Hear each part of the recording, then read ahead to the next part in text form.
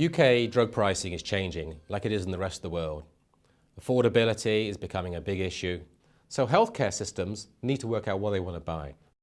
NICE stands for the National Institute for Clinical Excellence. It's possibly one of the most unique organisations of its type.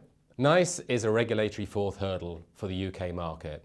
The fourth hurdle describes an extra step beyond phase 3, phase 2, phase 1 trials. It looks at the value of drugs, devices, and surgical techniques in a health economic sense, beyond just does the drug work or is the safety profile acceptable. Interestingly, NICE has to have a methodology that is meaningful not just to the industry, but also to those healthcare payers, and also to politicians so that they know those drugs, those devices, and all the techniques that clinicians use are really of the highest possible value for the money spent.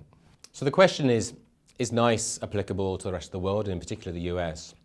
The answer has to be yes. The thing about the British use system is it's a socialised insurance healthcare system, which means that through taxation, the universal support for healthcare, free at the point of delivery, is available to every citizen. NICE was set up in that context. However, as the breadth of medical technologies increases and demand increases, the original pot of money that people set out, politicians set out, is just inadequate to cover all the options available to ensure universal coverage. We aren't getting any less drugs, but we are getting less money. That has applicability to the VA, to Medicare, Medicaid, but also to healthcare insurers more broadly in the States. Fourth hurdle mechanisms, such as NICE, looking at outcomes-based evaluations or appraisals, as NICE calls them, allows those value determinations to be made. We've looked at social benefits, at opportunity costs, at the sort of things that would have cost if they'd happened, but for the drug being there.